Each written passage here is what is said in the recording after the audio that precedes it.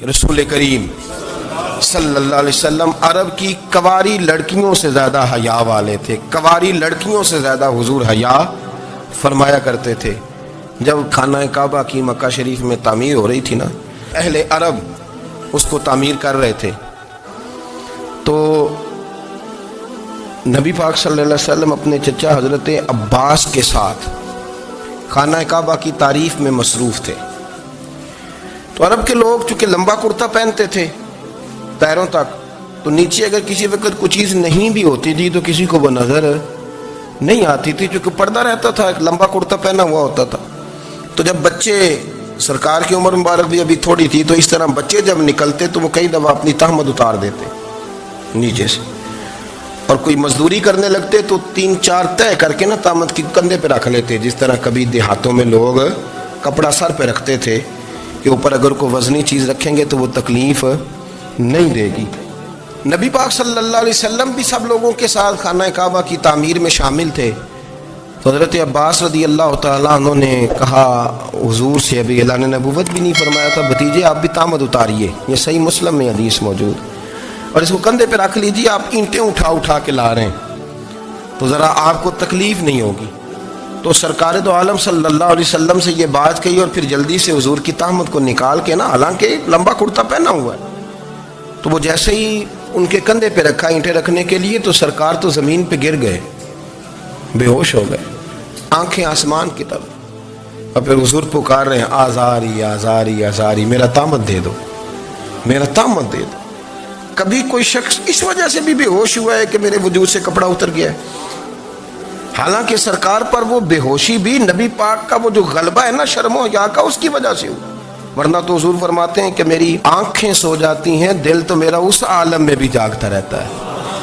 تو سرکار زمین پہ تشریف لے آئے، آنکھیں میرا تہمت دے دو، میرا تہمت دے دو. تو جلدی سے انہوں نے تہمت دیا تو حضور نے باندھ لیا. پھر طبیعت مبارک میں تسلی ہوئی. یعنی ہم اس رسول کے غلام ہیں کہ جن کے تو وجود سے کپڑا اتر جائے تو حضور برداشت نہیں کرتے، قبول نہیں فرماتے، تکلیف شروع ہو جاتی. لیکن یہاں نوجوان ہیں اور بڑا قد کاٹ ہے اور بڑے بڑے سمجھدار لوگ ہیں، گرمی آتی ہیں تو شارٹ کپڑے پہن کے گھومتے ہیں.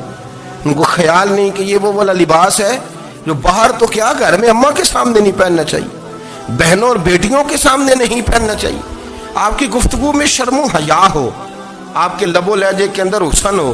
آپ کو پتہ ہے نبی پاک صلی اللہ علیہ وسلم نے فرمایا میری امت میں سب سے زیادہ حیا کرنے والے عثمان غنی ہیں. عثمان غنی سب سے زیادہ حیا کرنے والے. آپ فرمایا کرتے تھے جب سے حضور کا چہرہ دیکھا ہے میں نے کبھی اپنی شرمگاہ بھی نہیں دیکھی، میں نے آنکھوں کا وضو نہیں توڑا، اور جب سے حضور کے دست مبارک میں میں نے بیعت کے لیے سیدھا ہاتھ بڑھایا تو پھر سیدھا ہاتھ میں نے کبھی گندگی کو نہیں لگایا. حیا تھی. آپ باتھ روم کے اندر بھی غسل فرماتے تھے تو کپڑوں سمیت کرتے تھے. کسی نے کہا حضرت جی واش روم کے اندر کیوں نہیں کپڑے اتارتے؟ آپ فرمانے لگے باہر بندوں سے حیا کرتا ہوں، اندر جاتا ہوں تو رب سے حیا آنی شروع ہو جاتی، وہ تو دیکھ رہا ہے نا. تو میں جو بات آپ کی خدمت میں عرض کرنا چاہتا ہوں اس کو آپ سمجھیے گا میرے عزیز، کہ شرم والا مزاج، گفتگو بھی شرم والی، آنکھیں بھی شرم والی، لباس بھی شرم والا، دوستی یاری بھی شرم والی، بہت ساری ایسی باتیں. دیکھیں نا آپ ذرا، میں نے کہا کہ باتوں کو سن کے گزر نہ جایا کریں، اس کی گہرائی پر غور کریں.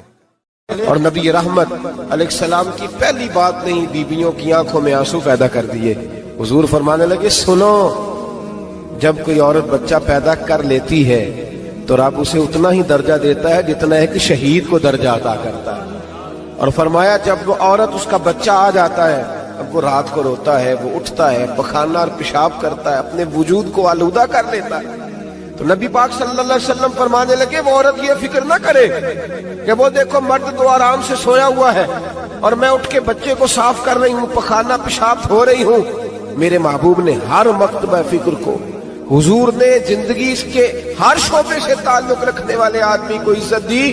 فرمایا بیبیو جب تم رات کو اٹھ کے اپنے بچے کی خدمت کرتی ہو، دودھ ڈال کے دیتی ہو، پخانہ اور پیشاب صاف کرتی ہو، تو فرمایا رب تمہیں اتنا ہی اجر دیتا ہے جتنا ساری رات مصلی پہ کھڑے رہنے والے عبادت گزار کو اجر عطا فرماتا ہے. اتنا اللہ تمہیں اجر دیتا ہے. ہر شخص کے حصے میں میرے نبی پاک نے عزت لکھی. ہر شخص کے حصے میں رسول پاک نے وقار. رشتوں کو حضور نے اتنا مضبوط کر دیا کہ رشتے نہیں درد بن گئے. ماں کا نام آتا ہے تو آنکھوں میں آنسو آ جاتے ہیں نا. ماں کا نام آتا ہے تو دل تڑپتا ہے نا. یار یہ انقلاب ہے جو میلاد والے رسول نے برپا کیا. ورنہ حضرت طارق ابن عبداللہ کہتے ہیں میں حضور کے اعلان نبوت سے پہلے بھی مکے آیا تھا. آپ فرماتے ہیں میں نے ایک بوڑھی عورت کو ایک نوجوان کو گلے میں رسی ڈال کے گھسیٹ کے لے جاتے دیکھا تو میں نے اس سے کہا کہ یہ کیا کر رہے ہو, کون ہے یہ بی بی, کیا مسئلہ ہے؟ تو وہ کہنے لگا یہ میری اماں ہے, بوڑھی ہو گئی ہے, کسی کام کی نہیں رہی تو بیچنے جا رہا ہوں. چلو کسی کے برتن جب مانجے گی تو میرے تو پاس کچھ نفع آئے گا نا بیچنے. یہ داستانیں نہیں. ابھی بھی جن لوگوں کی طبیعت سخت ہوتی ہے وہ قتل نہیں کر دیتے ماں باپ کو. واقعہ سنیے نا آپ نے کہ ابا میرے نام زمین نہیں کر رہا تو مار دیا. جب کلیجے سخت ہوتے ہیں تو کام ہو جاتا ہے. ایک طرف وہ منظر تھا اور ایک طرف یہ منظر ہے کہ حضرت حلیمہ سعدیہ رضی اللہ تعالی عنہ, ان کا نام نہیں ہے حضرت حلیمہ کا مسلم شریف میں, وہ امام زرقانی نے لکھا ہے, ورنہ مسلم میں یہ روایت اپنے اصل انداز میں موجود ہے. حضرت ابو ہریرہ رضی اللہ تعالیٰ عنہ فرماتے ہیں کہ جناب حلیمہ بوڑھی عورت, سادی عورت. اگر آپ کبھی معاشرتی لحاظ سے حضرت حلیمہ کا انداز دیکھیں گے نا, توجہ ہے میری بات پر, سمجھ آ رہی ہے آپ حضرات کو؟ جو ہمارا معاشرتی ماحول ہے نا, معاشرتی ماحول, تو حضرت حلیمہ سعدیہ رضی اللہ تعالیٰ عنہ کی حیثیت آج کے معاشرے میں اگر دیکھی جائے تو ایک آیا, بچوں کو پالنے والی آیا نہیں ہوتی, وہ آیا تھی. اسکول میں ایک آیا ہوتی ہے, جب بچہ چھوٹے ہمارے پرائیویٹ سکولز میں بچے جاتے ہیں تو عورت سنبھالتی ہے, دودھ ڈال دیتی ہے, کئی دفعہ فیڈر بھی پلا دیتی ہے. بچہ اگر پخانہ پیشاب کرتا ہے تو خدمت کرتی. یہ عورتیں اس زمانے میں چھوٹے بچے لے جاتی, پالا کرتی. تو بتانا دائی کی, آیا کی, میں مثال دے رہا ہوں, اور نرس کی کیا حیثیت ہے معاشرے میں. اور حضرت حلیمہ سعدیہ جب نبی پاک کو واپس لے کے آئی تھی تو چلو کچھ نہیں, لیکن نہ کچھ معاوضہ بھی انہیں حضرت عبد المطلب نے عطا کیا تھا. جناب آمنہ نے انہیں کچھ, ایک معنی یہ بھی ہو سکتا تھا کہ پیسے دے کے یہ کام کرایا, معنی ہو سکتا تھا. آج جو گھر میں اماں برتن دھوتی ہے اس کی کیا حیثیت ہوتی ہے؟ وہ تو بیچاری جن برتنوں کو دھو کے ہمیں دیتی ہے, بعد میں انہی برتنوں میں ہم انہیں کھانا کھانے کی اجازت نہیں دیتے. لیکن میرے رسول پاک نے رشتوں کو عزت دے دی, اس طرح کی عزت دی کہ جناب حلیمہ مسجد نبی کا دروازہ گزری ہی تھی کہ حضرت ابو ہریرہ فرماتے ہیں نبی پاک منبر پر اٹھ کے کھڑے ہو گئے.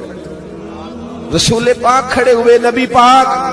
میں کبھی یہ روایت دیکھتا ہوں تو میرا دل کرتا ہے میں اپنے آپ سے پوچھوں, میرا دل کرتا ہے میں اپنے یاروں دوستوں خطباء سے, واعظین سے, پیروں سے, مشائخ سے پوچھوں کہ تو بھی بتا, جب تو شاگردوں کو پڑھا رہا ہوتا ہے اور تیرے ابا جی آتے ہیں تو کبھی اٹھ کے کھڑا ہوا ہے؟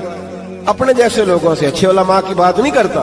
کبھی سوال کرو. یہ بڑا مشکل کام ہوتا ہے, بڑا مشکل کہ عالم دین تقریر کر رہا, والد آ جائے, بندہ اٹھ کے کھڑا ہو. لیکن رسول پاک نے عزتیں دی, وقار دیا. جناب حلیمہ داخل ہوئی تو حضور منبر پہ کھڑے ہوئے اور اتنی تیزی سے حضور آگے بڑھے, اپنی چادر کو اتارا اور پھر میرے رسول نے زمین پہ بچھایا اور پھر حضرت حلیمہ سعدیہ بیٹھ گئی. اور جناب ابو ہریرہ فرماتے جتنی دیر نبی پاک ان کے سامنے بیٹھے رہے اتحیات کی حالت میں بیٹھے رہے. حضور نے رشتوں کو وہ وقار دیا, وہ حسن دیا کہ رشتے درد بن گئے ہیں. اب ماں کا نام دل میں بعد میں آتا ہے, زبان میں بعد میں آتا ہے, آنسو پہلے آتے ہیں. اب ماں کا رشتہ ایک وقار ہے, ایک حسن. الحاوی للفتاوی میں امام جلال الدین سیوطی رحمت اللہ لکھا ہے فتح مکہ کے بعد نا کمال ہو گیا. وَرَأَيْتَ النَّاسَ يَدْخُلُونَ فِي دِينِ اللَّهِ أَفْوَاجًا, فوجوں کی فوجیں دین میں آ گئی. ایک زمانہ تنہائیوں کا ہوتا ہے, ایک عروج کا ہوتا ہے. عروج کے زمانے میں بڑے تعلق, بڑے رش, بڑی باتیں. اب حال یہ تھا فتح مکہ کے بعد کہ پہلے تو ایک آدھ آدمی کلمہ پڑھتا تھا, فوجوں کی فوجیں آتی. ایک دن نہ نبی پاک نماز پڑھانے آئے مسجد میں. میرے نبی پاک صلی اللہ علیہ وسلم جب مسجد میں آئے تو مسجد کھچا کھچ بھری ہوئی, گلیاں بھی بھری, 10,000 کے قریب لوگ مدینے میں جمع ہیں حضور کے پیچھے نماز پڑھنے کے لیے. پڑھیے صلی اللہ علیہ وسلم. نبی پاک صلی اللہ علیہ وسلم تشریف لائے نا، جیسے ہی مسجد میں داخل ہوئے تو 10,000 کا مجمع اٹھ کے کھڑا ہو گیا. ہمارے لیے لوگ کھڑے ہوتے ہیں تو ہماری آنکھیں پرنم نہیں ہوتی، بلکہ ہم اپنا حق سمجھتے ہیں. ہم کہتے ہیں ان کا بنتا ہے کھڑے ہونا. حالانکہ بھائی دنیا سب کے لیے کھڑی نہیں ہوتی. جب کوئی کھڑا ہونا تو نظر جھک جانی چاہیے اور تیرے دل میں خیال آنا چاہیے کہ یا اللہ مجھ پہ رحم ہی رکھنا، اے اللہ میری پردہ پوشی کرنا، یا اللہ یہ تیری دی ہوئی عزت ہے، مہربانی کر خفیہ تدبیر سے محفوظ فرما. کہ ہمیں احساس نہیں ہوتا الا ماشاءاللہ. اللہ کے محبوب داخل ہوئے تو 10,000 کا مجمع کھڑا ہو گیا. 10,000 آدمی کھڑا ہو تو ایک کیف بنتا ہے. تو میرے جیسا آدمی تو ویسکوٹ سیدھی کرنے لگ جاتا ہے نا کہ بڑی شان ہے جناب، کالر ٹھیک کر لو، دستار سیدھی کر لو، کیا بات. اتنے لوگ بھی کبھی کسی کے گاڑے کے پیچھے بھاگے. لیکن نبی پاک کا انداز کیا تھا؟ رسول پاک کی آنکھوں میں آنسو آ گئے. 10,000 آدمی کھڑا ہوا، حضور رو پڑے اور اتنا روئے کہ جناب ابو ہریرہ رضی اللہ تعالی عنہ فرماتے ہیں کہ میں نے نبی پاک کے سینے سے آواز نکلتی دیکھی. جب آدمی زیادہ روتا ہے تو سینے سے آواز آتی. حضور روئے کہ سینے سے آواز آئی. آپ فرماتے ہیں پھر حضور نے آنسو پوچھے، پھر نماز مکمل ہوئی.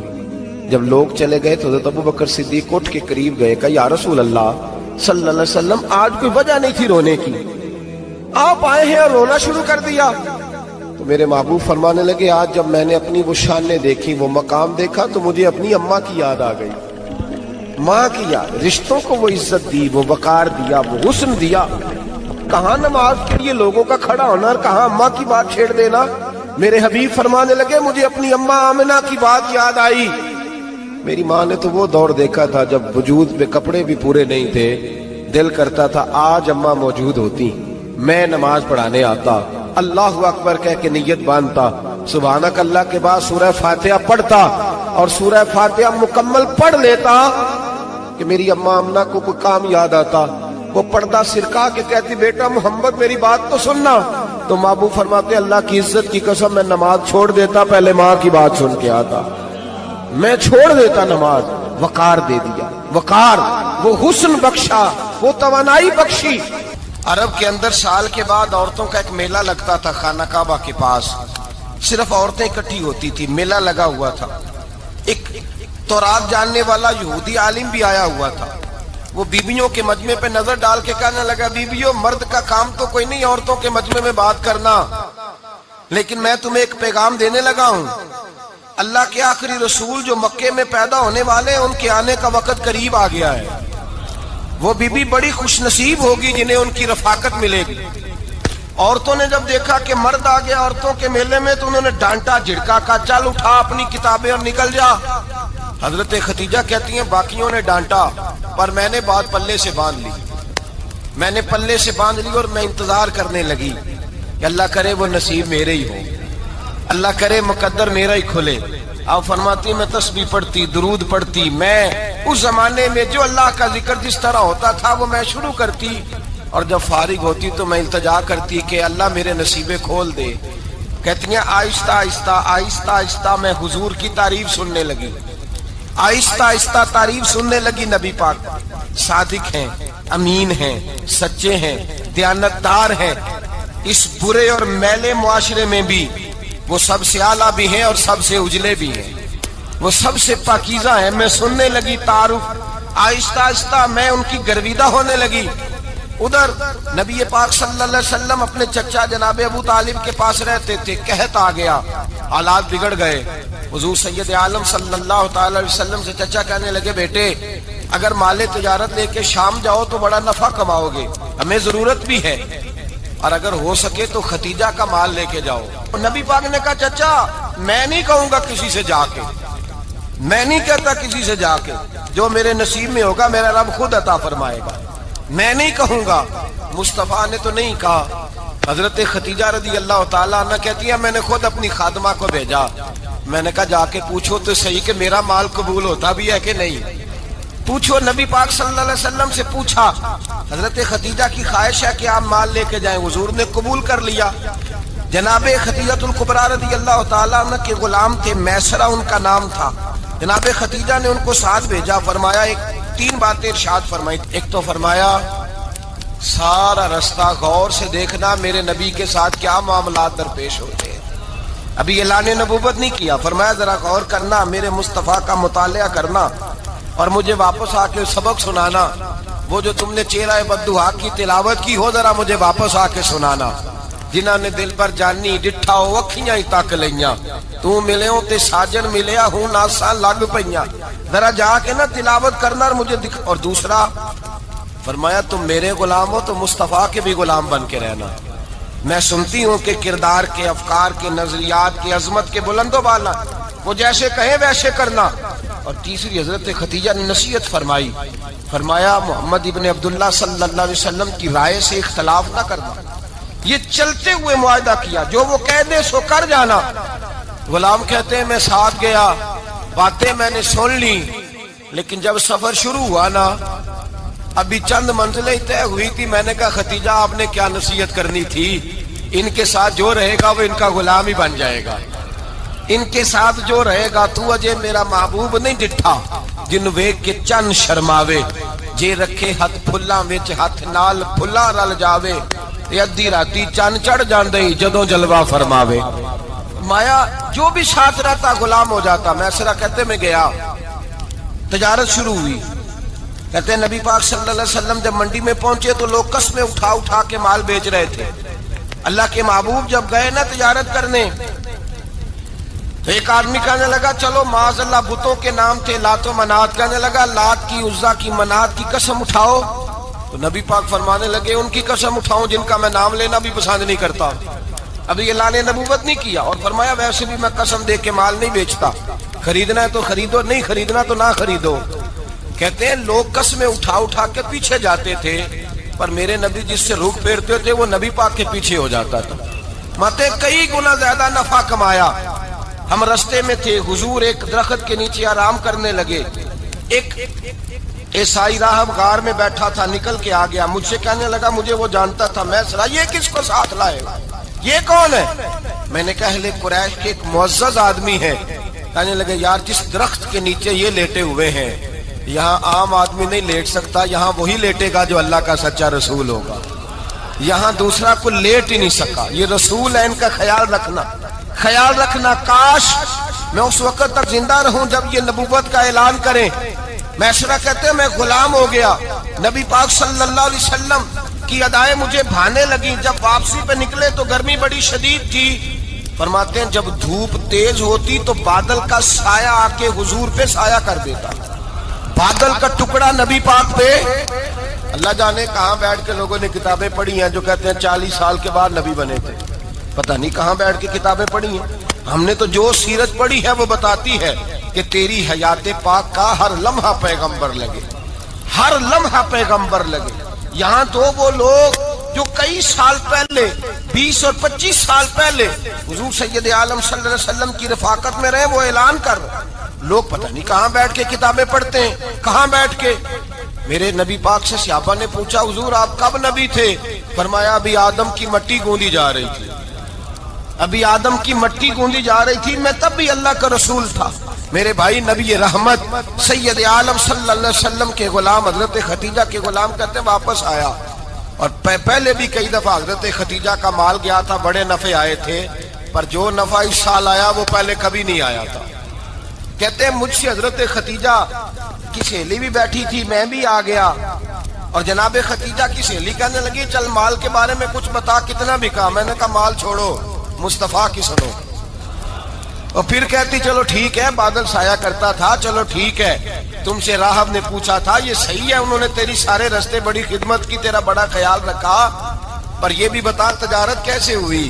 تو میں سرا کہنے لگا زندگی میں نے بھی ساری گزار دی ہے، پر اس رسول کے ساتھ 4 دن ہی گزارے ہیں. حد ہو گئی مجھ سے، اور کچھ نہ پوچھو، اور کچھ نہ پوچھو. آ میرے دل آمنہ کے لال کی باتیں کرے، اور کچھ نہ پوچھو، بس ذکر ان کا چھیڑیے ہر بات پر، اور چھیڑنا شیطان کا عادت کیجئے. بس مجھے حضور کے تذکرے بیان کرنے ہیں، ذکر مصطفیٰ کرنا ہے. حضرت خدیجہ الکبریٰ بڑی متاثر ہوئی. کہتی ہیں مجھے درجنوں لوگوں نے پیغام نکاح دیا تھا پر میں نے سنی نہیں تھی. میں نے نفیسہ کے ہاتھ پیغام بھیجا. میں نے کہا میری عمر 40 سال ہے، ان کی 25 سال ہے.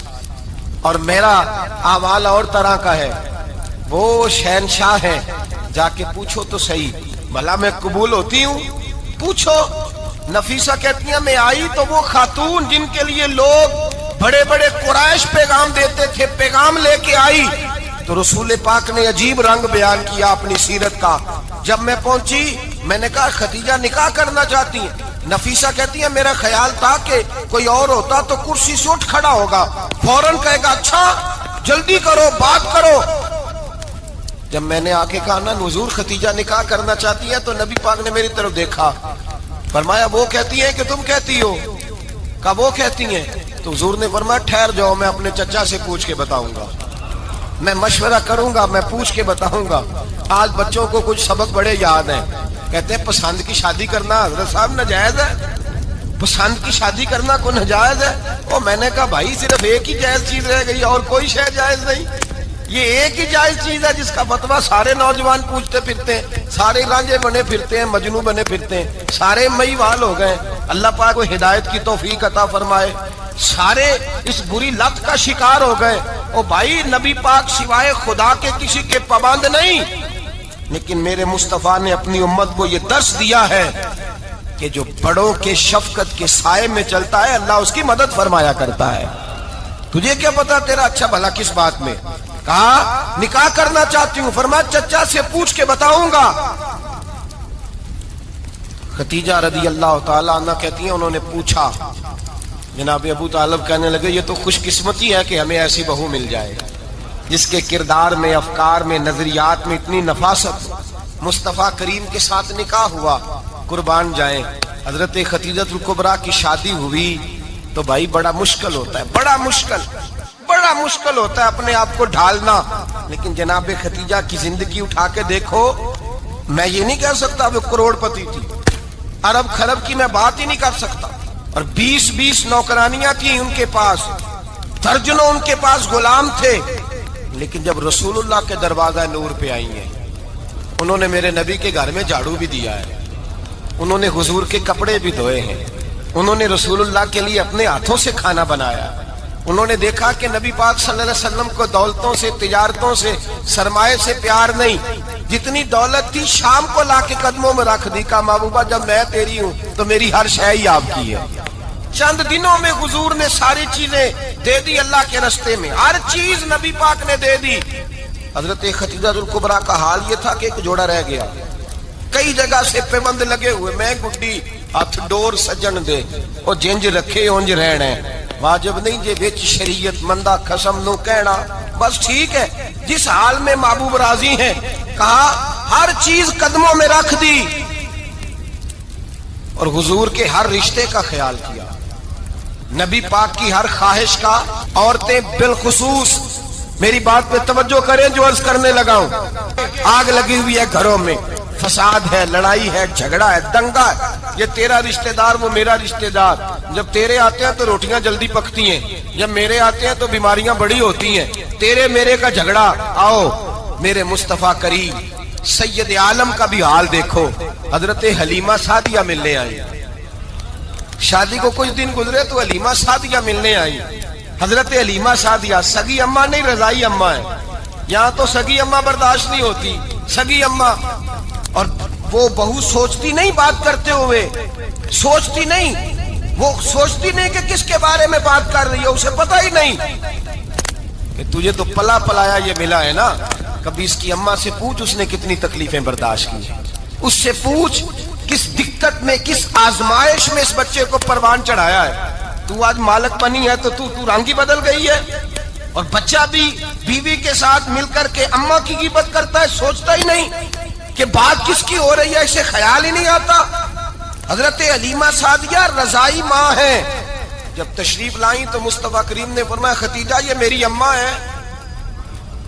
جناب حلیمہ سعدیہ کہتی ہیں میں گھر میں رہی، میری خدمت کی، مجھے کھانا پکا کے دیا، بستر بچھا کے دیا، کپڑے لے کے دیے، اور جب میں جانے لگی تو کہنے لگی آپ میرے مصطفیٰ کی اماں ہیں، پہلی دفعہ آئی ہیں، تھوڑا سا تحفہ نہ دے دوں؟ میں نے کہا جیسے مرضی۔ حضرت حلیمہ کہنے لگی تو جناب حلیمہ سعدیہ کو 40 بکریاں اور 1 اونٹ تحفے میں عطا فرمایا، اور یہ جو بی بی آ کے مالی بنی ہے نا آج، جس درخت کی چھاؤں میں تو بیٹھی ہوئی ہے نا، اگر تو سمجھے تو اصل احسان اس ماں کا ہے جس نے یہ پروان چڑھا کے تجھے دیا ہے. اصل نیکی اس اماں کی ہے جس نے تیرے سر پہ یہ سرتاج رکھا ہے، اور تو اس ماں کو ہی بھول گئی ہے. اور شکوہ بہو سے نہیں، شکوہ اس بیٹے سے ہے، بیٹے سے ہے جو علیحدہ بھی ہونے لگا تھا تو اماں سے علیحدہ ہو گیا ہے. جس نے سوچا ہی نہیں کہ ماں کے ہاتھ اٹھ جائیں تو عرش کا مالک کہتا ہے فرشتوں سے کہ پیچھے ہٹ جاؤ، ماں اور باپ اولاد کے لیے جو مانگے گے میں فوراً عطا کروں گا. تجھے پتہ ہی نہیں. اور ادھر رسول پاک کا کیا حال ہے؟ کہتے ہیں وہ تیرے رشتہ دار ہیں، تیرے بہن بھائی ہیں، تو جا، میں تجھے دروازے پہ چھوڑ آؤں گا، تو مل ان سے. میں نہیں ملتا، میں صاحب ہوتا ہوں، میرا ان سے کیا لینا دینا. حضرت خدیجہ کے بھائی نہیں تھے، نبی پاک صلی اللہ علیہ وسلم کے سسر حیات نہیں تھے، 2 بیٹے تھے حضرت خدیجہ کے، اور وہ دونوں بیٹے پچھلے خامن سے تھے. ذرا عقل کی کسوٹی پر تولیے گا کہ کسی بی بی کے بیٹے ہوں اور پچھلے خامن سے ہوں، اس آدمی کا رویہ کس طرح کا ہوتا ہے. لیکن میرے رسول پاک کا رویہ اس طرح کا تھا. میں آپ کو سیرت کی کتابوں سے امام حلبی نے، کستلانی نے، صاحب فتح الباری نے لکھا ہے، رسول کائنات سید عالم صلی اللہ علیہ وسلم سوئے ہوتے تھے اور جاگو اور سنو. اللہ کرے حضرت خدیجہ کا میرے نبی سے رشتہ اور میرے نبی کا حضرت خدیجہ کا رشتہ ہماری سمجھ میں آ گیا تو سمجھ لو ہمارے گھر جنت بن جائیں گے، روشنی پھیل جائے گی. سمجھو اور سیکھو. حضرت عائشہ صدیقہ فرماتی ہیں نبی پاک سو جاتے تھے نا دوپہر کو تو کہتی تھی مولا علی سے لے کر ابو بکر صدیق تک کسی کی طاقت نہیں ہوتی تھی حضور کو آ کے بیدار کرے. سوء ادب سمجھا جاتا تھا. اور میں ایک جملہ آگے بڑھا کے کہوں گا، میں کہوں گا اماں جی آپ تو مولا علی سے لے کر ابو بکر صدیق تک فرماتی ہیں نا، ہمارا تو عقیدہ یہ ہے کہ مصطفیٰ سو جائے تو جبریل بھی نہیں جگا سکتے، وہ بھی نہیں آ سکتے، وہ بھی ہاتھ باندھے کھڑے ہیں کہ مولا کیسے جگاؤں. حضرت جبریل بھی نہیں جگا سکتے. لیکن حضرت عائشہ صدیقہ فرماتی ہیں میں تھی مدینے میں حضرت خدیجہ کے وصال، میں مدینے میں حضور کے گھر میں تھی، نبی پاک میرے گھر میں موجود تھے اور سید عالم سوئے ہوئے تھے. حضرت خدیجہ کے پچھلے خامند کے بیٹے جناب حالہ آ گئے اور وہ مسجد میں آ کے بولے، مسجد میں توجہ کرنا، مسجد میں بولے. انہوں نے مسجد میں آ کے پوچھا کہ نبی پاک کہاں ہے؟ مسجد میں. تو جناب عائشہ صدیقہ فرماتی ہیں حضور سوتے ہوئے بیدار ہو گئے. حضور طامت سمیٹی، فوراً سر کے اوپر کپڑا رکھا. میں نے کہا حضور کہاں جا رہے ہیں؟ فرماتی ہے میں نے 1 دفعہ پوچھا تو حضور نے 3 دفعہ فرمایا میرا حالہ آ گیا ہے، میرا حالہ آ گیا ہے، میرا حالہ آ گیا ہے، خدیجہ کا بیٹا آ گیا ہے. میرے رسول پاک صلی اللہ علیہ وسلم نے بی بی کے رشتوں کا جو تقدس بیان کیا اس کو سمجھیے. فرمایا حالہ آیا ہے، بیدار ہو کے خود تشریف لے گئے. اور یہ تو حالہ تھے نا، بڑے بیٹے حضرت خدیجہ کے سب سے، ان کا نام ہند تھا. اور حضرت ہند سے کوئی بندہ تعارف پوچھتا نا، نبی پاک کا جو حلیہ ملتا ہے نا کتابوں میں، سیرت کی کتابوں میں، حضور کا مکھڑا کیسا تھا، مکھ چند بدر شاشانی ہے، متھے چمک دی لاٹ نورانی ہے، کالی زلف تیاک مستانی ہے، مخمور اکھی ہیں مد بریاں. یہ جو حضور کا حلیہ ملتا ہے نا یہ حضرت ہند کا بیان کیا ہوا ہے. وہ بیان کیا کرتے تھے کہ نبی پاک کی آنکھیں کیسی تھی، حضور کے جلوے کیسے تھے. وہ بیان حضرت خدیجہ کے بیٹے ہیں. کوئی ان سے پوچھتا کہ بڑے راضی رہتے ہو، ہند بڑے راضی رہتے ہو، تو حضرت ہند کیسے راضی کیسے نہ رہوں، راضی کیسے نہ رہوں. میرے بھائی کا نام علی المرتضیٰ ہے، بہن کا نام فاطمہ الزہرا ہے، ماں کا نام خدیجہ الکبریٰ ہے اور باپ کا نام محمد مصطفیٰ ہے. میں راضی کیسے نہ رہوں. حضرت خدیجہ الکبریٰ کے رشتوں کے ساتھ رسول اللہ کا پیار، ان کے رشتے. کنز المال میں حضرت عائشہ صدیقہ کی حدیث ہے. جناب عائشہ فرماتی ہیں دوپہر کو حضور آرام کرتے تو کوئی آیا نہیں کرتا تھا. ایک دن ایک بوڑھی آ گئی دروازے پہ، اس نے چھڑی پکڑی ہوئی. کہتے وہ اندر آئی تو نبی پاک بڑی تیزی کے ساتھ اٹھے. حضور سید عالم نے قریب بٹھایا. دیر تک حضور باتیں کرتے رہے، دیر تک گفتگو ہوتی رہی. فرماتے ہیں حضور نے اسے کوئی اضافی وقت دیا. عام صحابہ اس وقت آتے نہیں تھے، حضور کے آرام کا وقت تھا. اضافی وقت دیا نبی پاک نے. اور فرماتے ہیں جب وہ جانے لگی تو نبی پاک نے تحفے بھی عطا فرمائے. اور پھر ایک غلام سے، حضرت بلال سے یا کسی غلام سے فرمایا کہ ساتھ جاؤ اور گھر چھوڑ کر کے آؤ. نبی پاک صلی اللہ علیہ وسلم نے اعزاز دیا. حضرت عائشہ صدیقہ فرماتی ہیں دیر تک ملاقات بھی، تحفے بھی، انفرادی ملاقات. بعد میں نبی پاک صلی اللہ علیہ وسلم لیٹ گئے. میرے دل کے اندر خیال آیا کہ حضور جائیں گے اور جب رات کو واپس آئیں گے تو پھر میں پوچھوں گی کہ حضور یہ بی بی کون ہے؟ حضور اب آرام کر رہے ہیں. فرماتی ہیں میرا خیال تھا کہ یہ سوال شام تک میرے ذہن میں رہے گا کہ یہ کون ہے. آپ نے بڑا اعزاز دیا، دروازے تک چھوڑنے گئے. حضرت عائشہ صدیقہ فرماتی ہیں میں سوچ رہی تھی آرام کر رہے ہیں، اور میں نے جیسے ہی نگاہ ڈالی تو حضور تو گہری سوچ میں گم ہے. نبی پاک سوچوں میں گم ہے اور بے آنکھیں کھلی ہوئی. فرماتی ہے میں قریب جا کے بیٹھی، قدموں پہ ہاتھ رکھا. میں نے کہا محبوبہ یہ بی بی کون تھی؟ اتنی دیر آپ نے ملاقات کی اور وہ چلی گئی ہے تو ابھی خیالات ہیں، تصورات ہیں. فرماتی ہے میں نے پوچھا تو مصطفیٰ کی آنکھوں میں آنسو آ گئے. نبی پاک رو دیے، اٹھ کے بیٹھ گئے. میں نے کہا حضور کیا ہوا؟ میں نے تو آپ کو پریشان کر دیا، میں معذرت چاہتی ہوں. حضور نے فرمایا عائشہ ایسی کوئی بات نہیں. اس بی بی کے بارے میں پوچھتی ہو جسے میں نے زیادہ عزت دی ہے، زیادہ پیار کیا ہے، ذرا زیادہ اس کے ساتھ میں نے توجہ کی ہے. ہاں یا رسول اللہ میں نے انفرادی رنگ دیکھا ہے، روٹین سے بڑھ کر آپ نے محبت فرمائی. تو میرے مصطفیٰ نے فرمایا یہ جو عورت آئی تھی نا، جو میرے پاس بیٹھی رہی ہے، یہ میری زوجہ جناب خدیجہ کی سہیلی ہے. یہ حضرت خدیجہ کی سہیلی ہے، جناب خدیجہ کی سہیلی. فرمایا یہ مکے میں خدیجہ سے ملنے آیا کرتی تھی. خدیجہ اسے وقت دیتی تھی، پاس بٹھاتی تھی، کھانا کھلاتی تھی، دکھ سکھ سنتی تھی. اور تھوڑی غریب ہے، جب یہ جاتی تھی تو خدیجہ تحفے بھی دیتی تھی. فرمایا آج جب یہ آئی ہے تو خدیجہ کی یادیں تازہ ہو گئی. دیر تک میں نے اس سے بات کی ہے، گفتگو کی، جاتے دفعہ تحفہ دیا ہے. اس لیے کہ حسن العہد من الایمان، اچھے طریقے سے وعدہ نبھانا یہ بھی ایمان کا حصہ ہے. اچھے طریقے سے عہد نبھانا، تعلقات نبھانا یہ بھی ایمان کا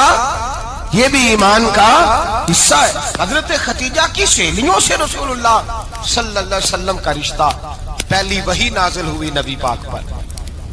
اب حضور جب ابتدائے وحی کے ایام آئے تو حضرت خدیجہ فرماتی ہیں رسول پاک غار حرا میں چلے جاتے، کئی کے دن وہاں رہتے. پہلی وحی آئی تو قرآن مجید کی تاثیر یہ ہے کہ لو انزلنا ھذا القرآن علی جبل لرأیتہ خاشعا متصدعا من خشیۃ اللہ.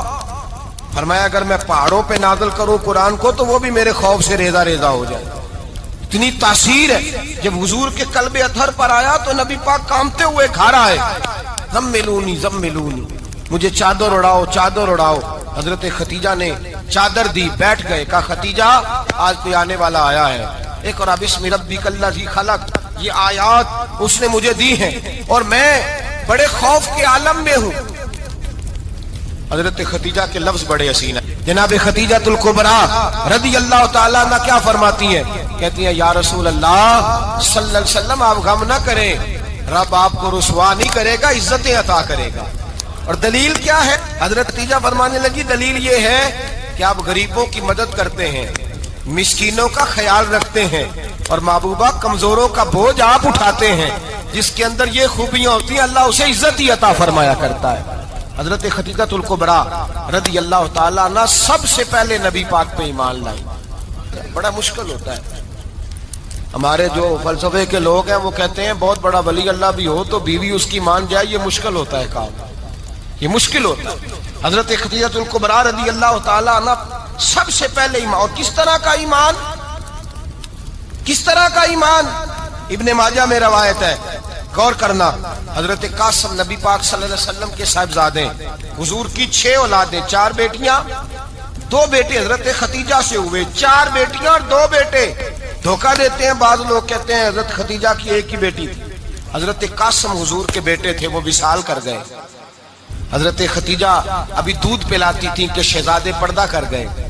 ایک دن گھر میں بیٹھی ہوئی تھی تو کہنے لگی یا رسول اللہ صلی اللہ علیہ وسلم میرے بیٹے قاسم کے حصے کا دودھ میرے وجود میں بھر آیا ہے، کاش میرا رب اتنا موقع دیتا کہ میرا بیٹا مدت رضاعت ہی پوری کر لیتا، وہ دودھ پی لیتا. نبی پاک نے فرمایا خدیجہ تو غم نہ کر، اللہ تبارک و تعالیٰ نے تیرے بیٹے کی مدت رضاعت جنت میں پوری کر دی ہے، جنت میں پوری کر دی ہے. اور نبی پاک نے اپنا اختیار بیان فرمایا ابن ماجہ میں.